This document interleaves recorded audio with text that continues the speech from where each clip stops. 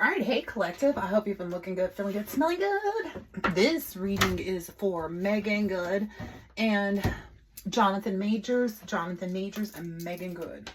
I think we tend to say Meagan first simply because she has been in the public eye longer. And the other reason is because she is the one that's out promoting, her movie more recently. And it's kind of been leading the dynamic in with respect to like events that they may go to. She specifically asked for me to get cuter decks. And I have pulled on them before, especially when that stuff came out with that hug with that guy and stuff, because I was just kind of like, can they just leave these two alone? So this is the one that I picked up for Meagan. Oh yeah, see. All right, she's being real blunt too. She doesn't like that people are talking negatively about her relationship, obviously, right?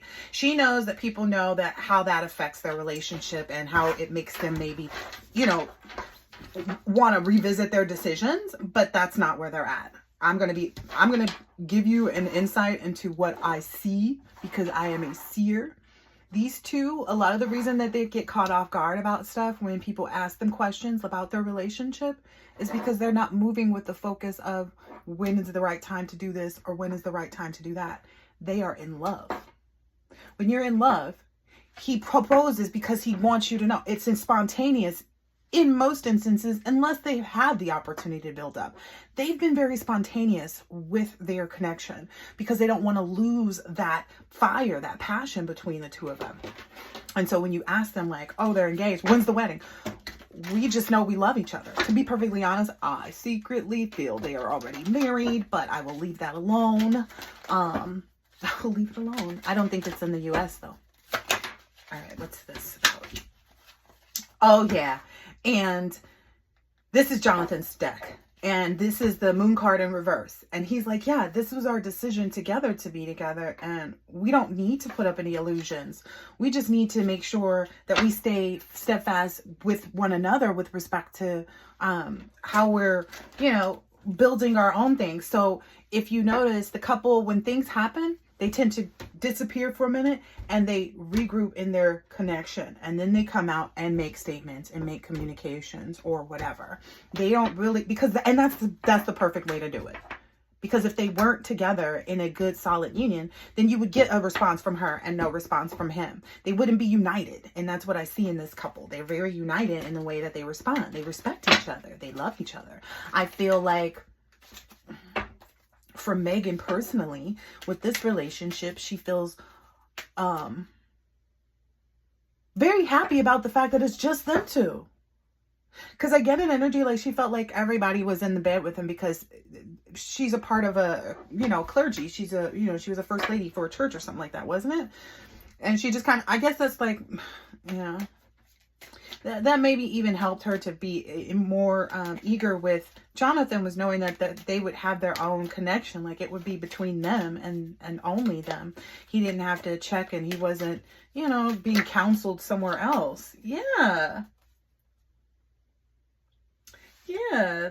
This is the Two of Wands. It's like, yeah, he doesn't need outside help to balance out their relationship.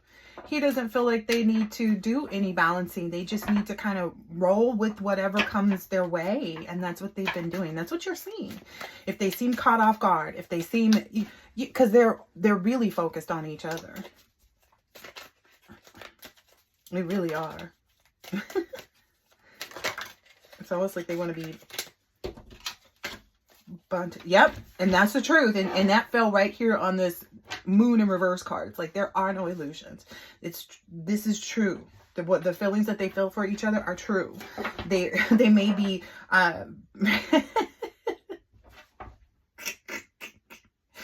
think their biggest concern is, and you'll see this in their dynamic and just in them, is if someone else can be more physically matched up. Like that's the only thing. They're like, well, could someone ever match this other person physically? Could ever someone, like they know what Johnathan's smiling. They know what they like most about each other. They know what they enjoy most with each other. They know, and they're continuing to get to know each other. And that's what they should be, as opposed to getting to know how to put up an appearance or how to, you know, appease other people. Yeah. They just wish that this communication, like everybody kind of being in their business and having something to say and trying to create, you know, scenarios. Although I will be perfectly honest, Megan, I would do my best to try to stay away from anybody. Like, I'm the type of energy and they're working on that too. That's what they're working on in this energy. They're working on how to be able to know the right type of interactions with other people, which again is showing growth. It's showing, hey, let's learn with each other how to respect one another in this relationship and make each other feel important, make each other feel worthy, make each other feel worth it, etc. Yeah. And that's why they keep giving to each other. That's why they continue to kind of, you know, move forward in this. Yeah.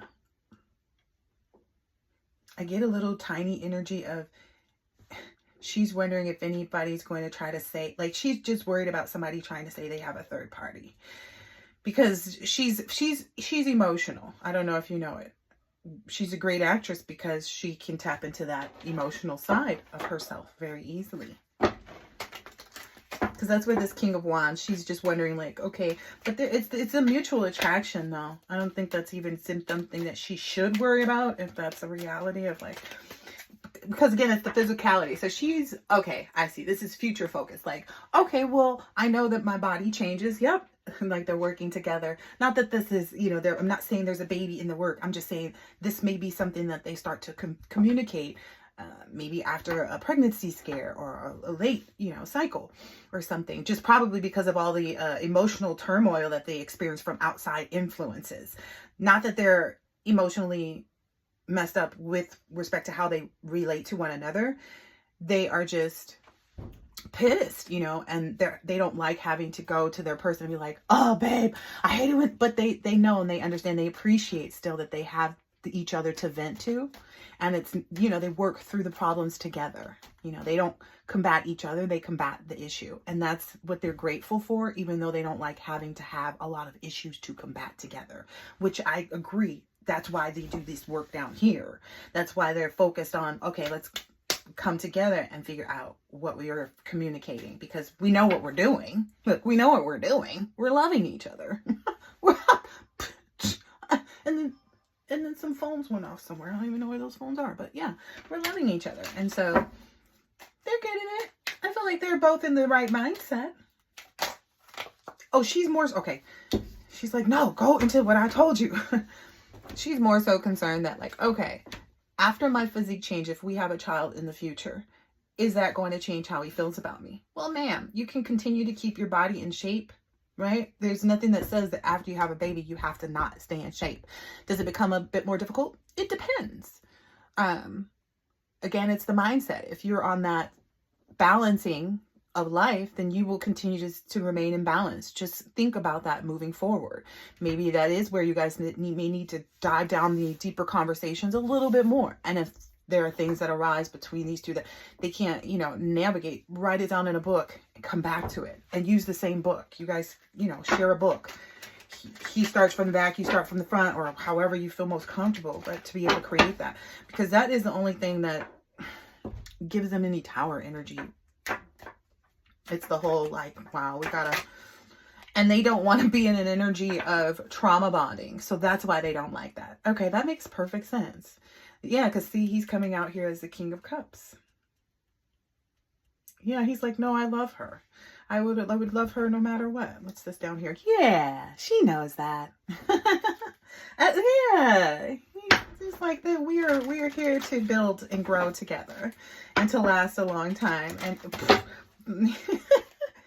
he's like, throw all those other things behind us. And yeah, that's his energy. It's like, let's just throw all this other stuff. Look, throw all this other stuff behind us and just keep focusing on our love. So if you were wondering about these two, yeah, that's what that is. That's what you see. Is people trying to navigate their new relationship in front of a bunch of people, where they've had some heartbreak maybe, and they just don't want, you know, people to speculate the wrong things, and that's a cause pressure on their relationship. However, that was only a case in their past relationships because they weren't committed to someone that was equally as committed to them as they are to each other right now.